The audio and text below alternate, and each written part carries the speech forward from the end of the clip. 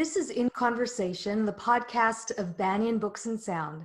I'm Farah Nasralli, and I'm thrilled and honored to be here with Loch Kelly. He is an author, meditation teacher, psychotherapist, and founder of the Open-Hearted Institute. And I'm delighted to be here to talk with him about his newest book, The Way of Effortless Mindfulness. Thank you so much, Farah. Great to be here with you. So first of all, let's try and understand, how is effortless mindfulness different from the kind of mindfulness that most people are familiar with? Yeah, that's a great question. When I went to Sri Lanka, India, and Nepal, I did effortless mindfulness, which most people know of as mindfulness. So its usual practices are focusing on our breath or one point in order to develop a kind of one-pointed focus of our attention from moving from distraction, and then observing the contents of our consciousness. I did this for 5-day retreats, 10-day retreats, 21-day retreats, and enjoyed it and felt I got great benefits from it. Then I went up to Nepal and met a Tibetan teacher whose name was Toku Urgyen Rinpoche. And he had just begun giving out this kind of advanced form of mindfulness, which he called effortless mindfulness. And he gave a talk for 15 minutes, and then a simple way to shift awareness. And within 3 minutes, I felt the same way I did at the end of a 10-day retreat, except my eyes were open and I felt even more joyful and related, interconnected. Was that experience related to the technique and or related to the being in the presence of such a esteemed teacher? Yeah, that's a good question. And I asked myself that as well. The interesting thing is he told a story that he had done three-year retreats in the traditional Tibetan system, but that at 14, his uncle had given him a similar little pointing instruction. And he said that at the end of three-year retreats, his experiential awakening was no different. So what I've learned afterwards is that by writing this book and this other book I wrote and just sharing audio meditations, that people can get this shift of consciousness by learning how to do it. So it isn't dependent on a guru or a presence, that it literally, that mindfulness, both deliberate and effortless, are ways that you can learn to do this yourself in the midst of your day. And effortless mindfulness particularly can be done small glimpses during the day with your eyes open in the midst of your busy life. And you shift, once you learn what shifts and how does it shift and where does it shift into, you change your consciousness to kind of from the chattering mind foreground that goes into the background, and this kind of peace of mind or open-hearted, interconnected, loving presence comes forward. And that's the key, is that in effortless mindfulness, the principle is that it's already here equally within each of us. So there's no one who has more of it or less of it. And so we just learn how to access it. So you mentioned the ways of understanding how to shift into it or shift our consciousness or awareness. So let's talk specifically about that. How is that done? Yeah, so it's very interesting. I mean, it's unique. I mean, one of the reasons I think deliberate mindfulness has caught fire really in our culture is that it uses pretty standard ways or types of consciousness that we're used to. So say, okay, well, bring your attention to your breath. And so when your mind wanders, just gently bring it back and bring it back to this one place in your body. So we're using attention and our wandering mind, and then we go off to chattering mind, and we come back and we develop this kind of attentional absorption or calming. With effortless mindfulness, rather than focusing narrowly, we literally feel that awareness is identified or attached to thought, and that awareness can actually open to this more spacious awareness from which we're then aware. So, it's interesting that people do this naturally in many of the things they love to do, but it hasn't been broken down into how do you do it intentionally while you're sitting, or just doing it without, walking in nature or gardening or playing sports or even driving a car. So it seems when you describe it that there's more of a letting go and relaxation than there is in terms of concentration and effort, which really are what meditation practices are based on, is some kind of concentration. Would you agree? Yes. It's definitely that you're definitely not concentrating. You're not doing a narrowing down. It is a letting go. And the interesting thing is, it's almost a letting go or a shifting or an opening, or sometimes what I call unhooking of awareness that's attached or identified to this looping pattern of thought and emotion, and literally letting it drop from head to heart, mind, so that you actually feel like you're looking out of the eyes of your heart, or opening then to this spacious awareness. Like when you drive, if you love driving, you'll notice that you're kind of, looking pinpointed as you walk around. But in order to drive, you sit and then you have to open your peripheral vision. And that opening takes the whole view in, and it actually feels like then you're actually aware from this spacious open mind or open heart, back to be embodied and interconnected, which is the kind of description of the advanced practices in most traditions, and is what are the markers of awakening. So this awakened consciousness is already here, and the feeling of it is that it's not thought-based, it's awareness-based. It's not small and confined to this battery of the body, nor is it located in a little thought-based mini-me behind my eyes looking out. That the primary dimension of who we are is spacious and embodied and interconnected. That's the feeling of being open-minded, open-hearted, non-worried, non-fear-based, non-shame-based.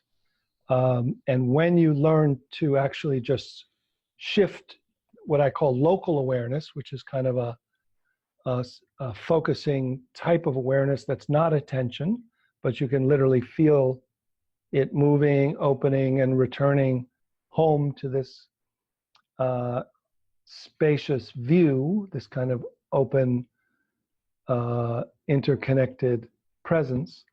You immediately move this awakened consciousness into the foreground, and you have a sense of being open-hearted and less judgmental and less worried or depressed. This type of meditation seems very conducive and engaged or integrated with waking life. Yes. Yeah, so this is kind of the amazing thing, is that this is the advanced practice that usually in most traditions, like yoga, the Eightfold path of Buddhism or the 8 limbs of yoga. The last limbs are concentration, then samadhi in yoga, in Buddhism. There's deliberate mindfulness, which is sitting still, eyes closed, being in a retreat center or joining a monastery or living in a cave. And then the advanced practices are often called effortless mindfulness or non-meditation. And the practices that I teach that are kind of a contemporary version are called small glimpses many times during the day. So you literally do them with your eyes open. You can just look above your computer if you're at work, or you can go on a walk, or you just look out the window, and then just feel your awareness drop, open, include. I mean, some people just by watching and feeling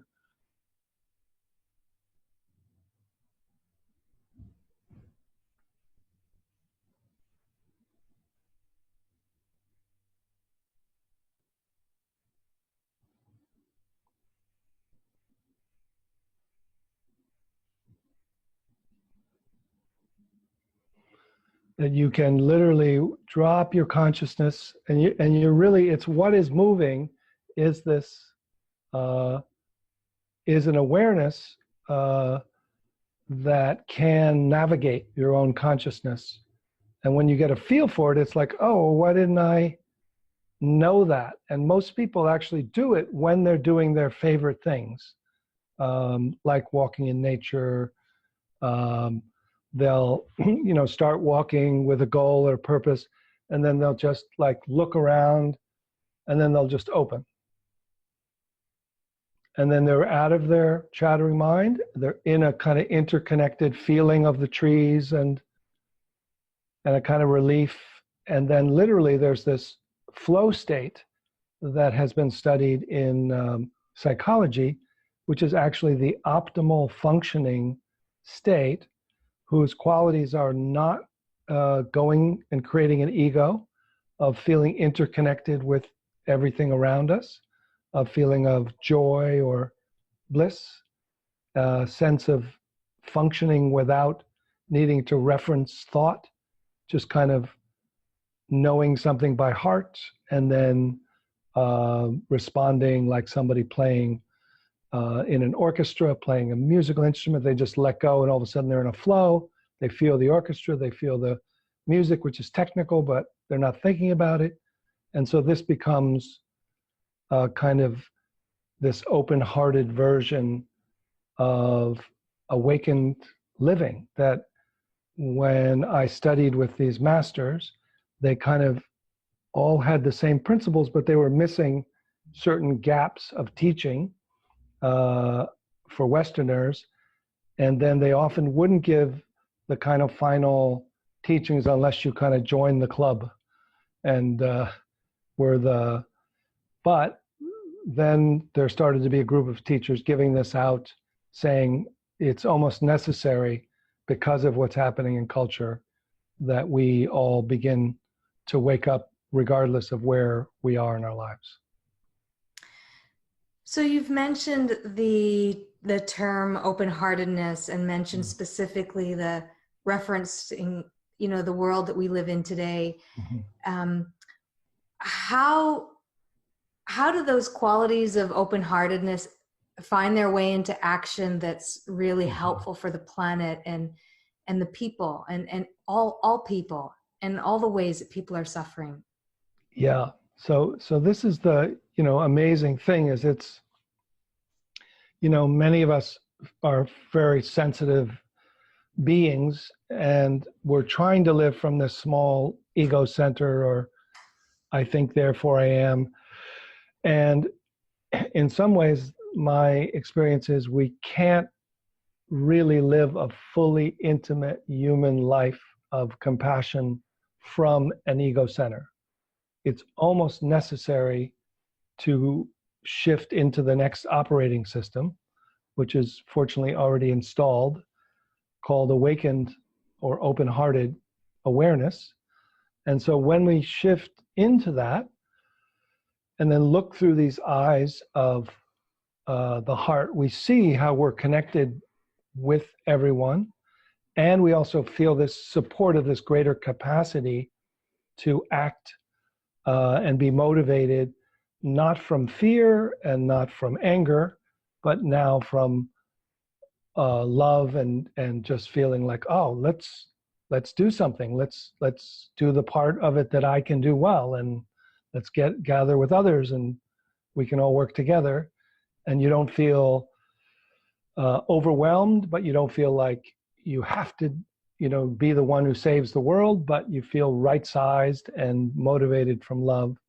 So it literally is, rather than attitudinally trying to develop loving kindness or trying to be attitudinally more compassionate, you drop into this essential consciousness, and that's who you are.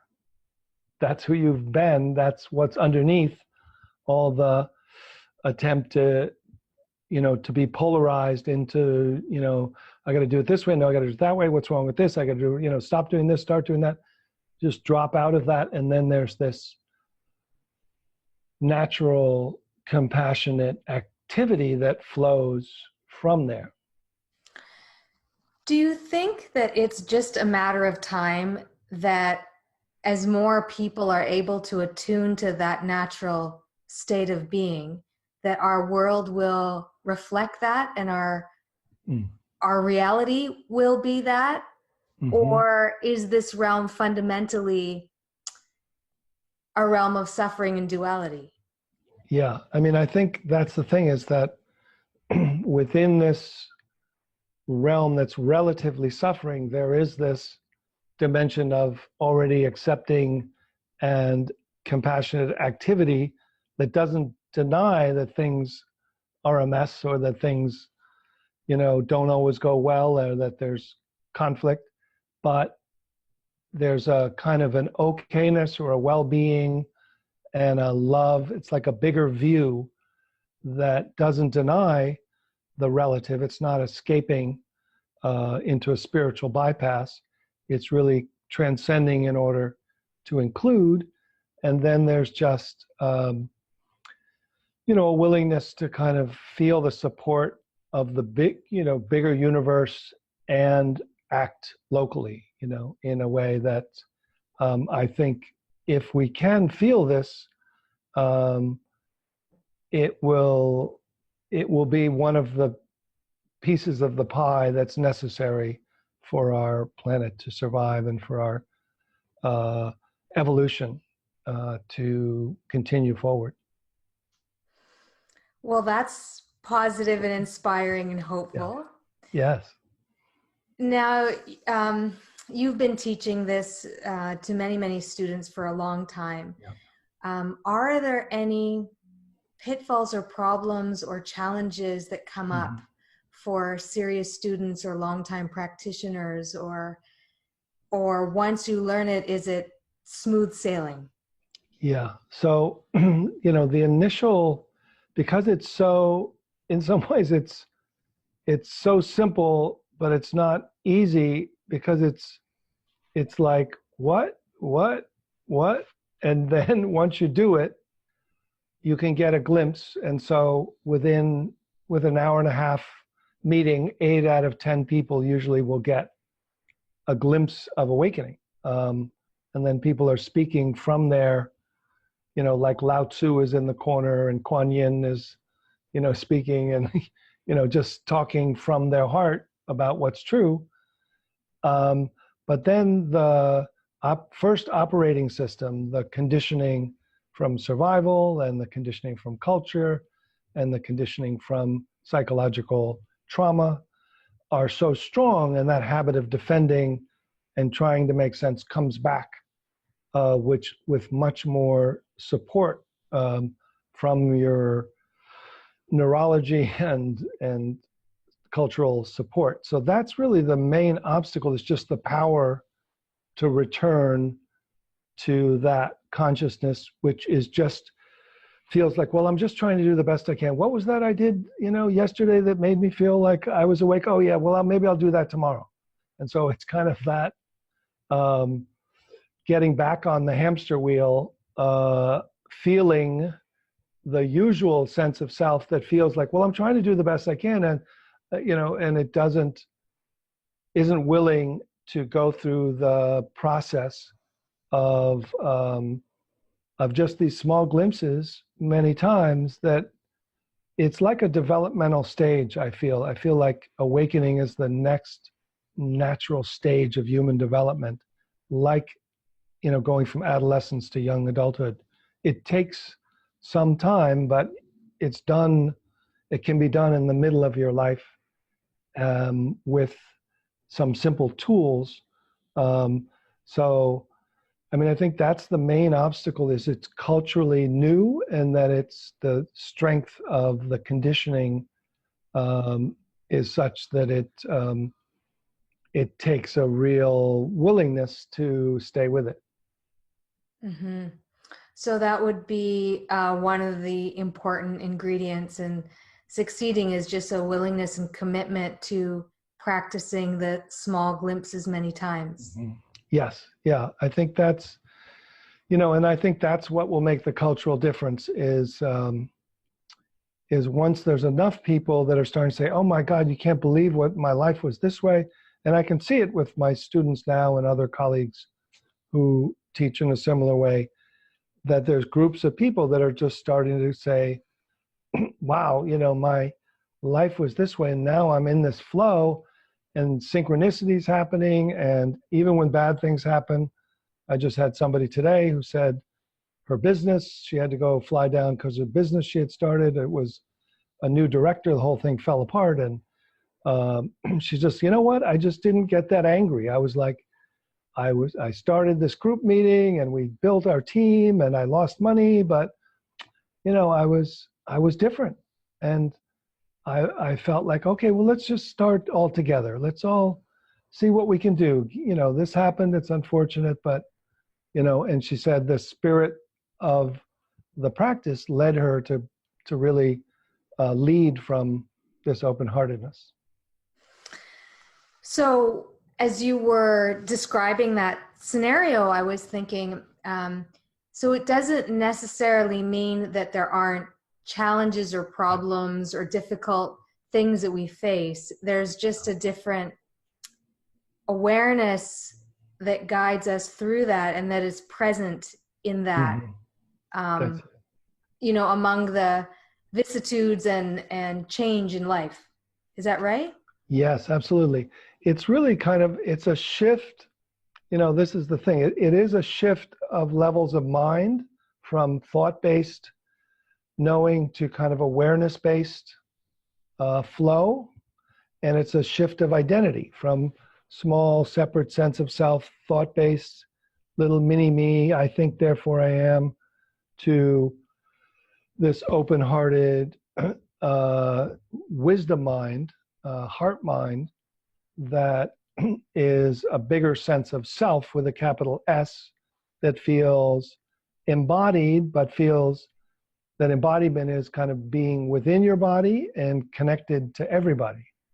So the whole consciousness is not something you're trying to do or believe or philosophically keep going. It's literally like, okay, there's already this consciousness, but we're over here and we're trying to make it work from a small. Can you drop and open and include? And in some ways that's the simplest way, but what drops is this awareness. So we could do a little glimpse if you want to see if people might just taste it. Perfect. Let's do it. Yeah.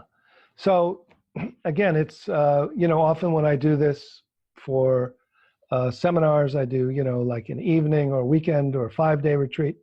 Some people will get, there's like 20 different doorways for the first principle, because there's different learning styles and there's different obstacles for different people. So this is one way that may or may not work, but there is an opportunity to try it through my book, which is kind of a guidebook, The Way of Effortless Mindfulness, or I have some YouTubes for free and ways to experience it. So simply the feeling when you do deliberate mindfulness is you attend to your breath. So the object is, oh, be aware of your breath, be aware of your breath. So here what we do is start to say, all right, be aware of where you're aware from your breath. So start to feel the normal sense of who you are. Where is that located? Like the smallest area that you're listening to me, that you're looking from, like where is that center, that mini me, that feeling of thought-based operating. So the sense is that that's just a pattern of thought, and that awareness is its essential nature, this kind of spacious awareness. And that so then awareness, which is the intelligence, can simply unhook and step back, and then it'll be able to drop like a globe of awareness to be aware of your jaw from your jaw, aware of your throat from your throat, and aware of your heart space from your heart space. Yeah? So that, some of you may have already done it that quickly, but that's kind of the sense of what's happening. So you, the doer, is not doing that. You, the meditator or the attender, is not being aware from here to there. Literally, your whole field, your body's has awareness within it. And so you're just shifting the location, decentering, and being aware from within your body, and then shifting, dropping from head to heart. So now, without knowing how you do it, just see whether awareness can move itself, and then feel what it's like to open and drop. Yeah. So start with that feeling of identification or attachment, just the normal sense of feeling where you're aware from, and then feel as if awareness is identified there, and somehow awareness can just let go and open. And just be aware of space.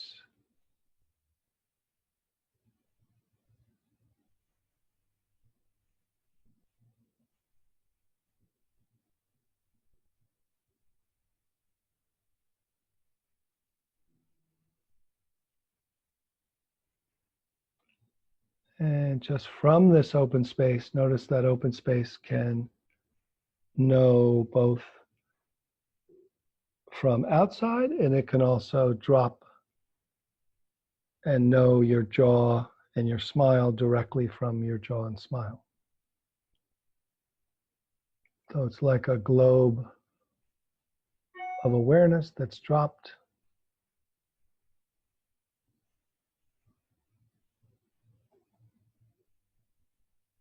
And then feel awareness move itself as it knows your throat directly from within your throat. So the subject and the object are in the same location, feeling this kind of effervescent aliveness, space, and awareness directly from within. And then feel as if awareness, as it drops below your neck, feels that it knows your body directly from within. And then let this awareness drop until it finds a kind of heart space, a safe door that it can rest and go deep into the subtlest dimension of consciousness that knows directly within the atoms. And you might go so deeply within that stream that it opens up behind you and outside of you as well. Or it just may feel like a safe heart space. And just feel what it's like to not orient to thought and yet to know and be without doing, without efforting, almost as if you're looking out or feeling out of the eyes of your heart.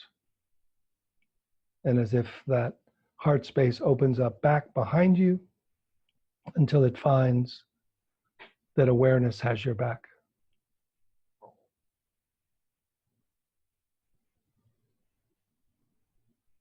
And so just see what it's like to be aware from your heart mind. What's let go of, and what are the qualities of presence?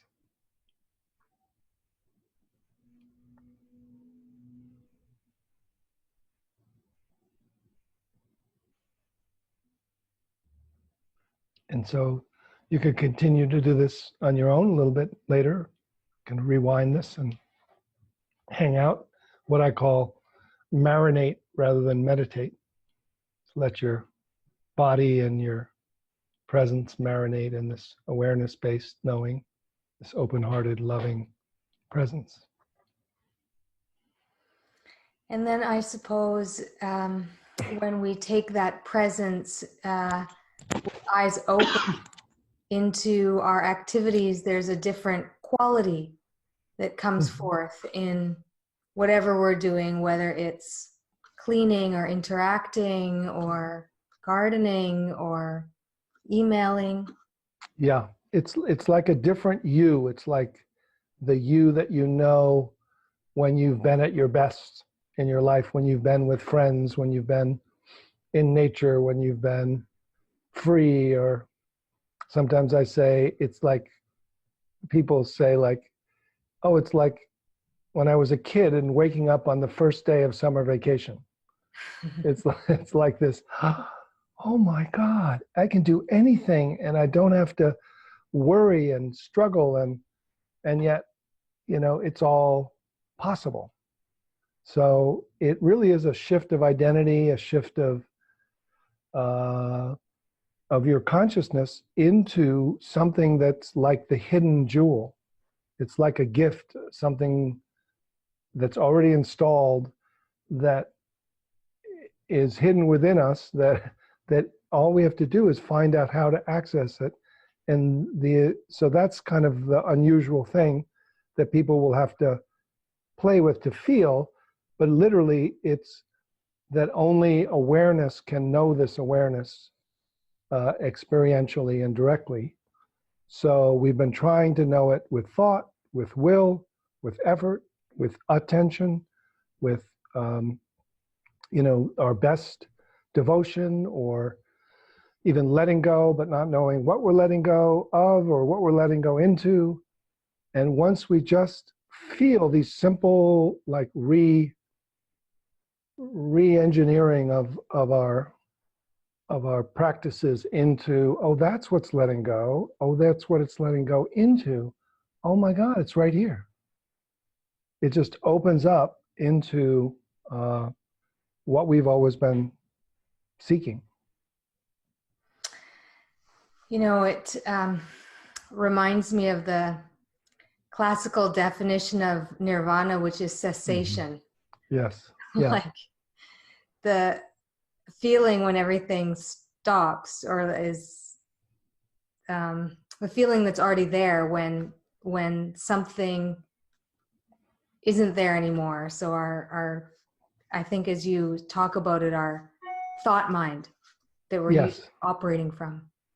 Yeah, and it's interesting because we get philosophical, or it sounds like it's cessation's negation, or as if it's like something that's like absence of everything. But the Buddha, Siddhartha Buddha, when he was trying to do all this effortful yoga, and then eventually said, oh, you know what, this isn't working. And he was sitting there eating his rice, and his disciples who had been ascetics, and not eating said, "Oh, we got to leave." He remembered being a child sitting against a tree on a summer's afternoon after lunch and just doing nothing, and then feeling this cessation of craving, the cessation of something to do, someone to become different than what is. And he felt this sense of joy, well-being, connection to nature. And that was it, cessation of the craving or the perpetual dissatisfaction. And then what's here are these natural positive qualities of love and okayness. It's been so wonderful to be able to experience the glimpse, and really strikes me that the effortless aspect of this type of meditation and the directness of it. Yes, beautiful. Yeah.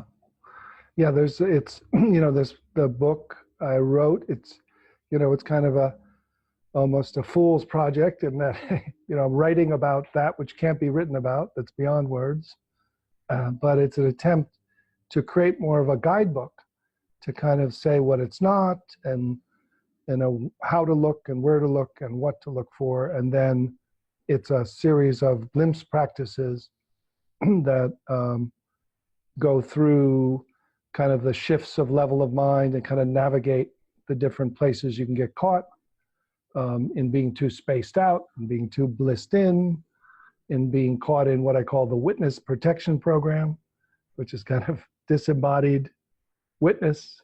So it helps you navigate moving your own consciousness. And, it takes a little time to learn, but having taught many different practices, this advanced practice of awakening takes no more time for a beginner to learn than deliberate mindfulness or yoga or qigong. So it's definitely worth giving it a look and giving it a try.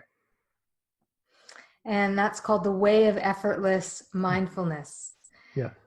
Thank you so much. It's been such a, what's the word?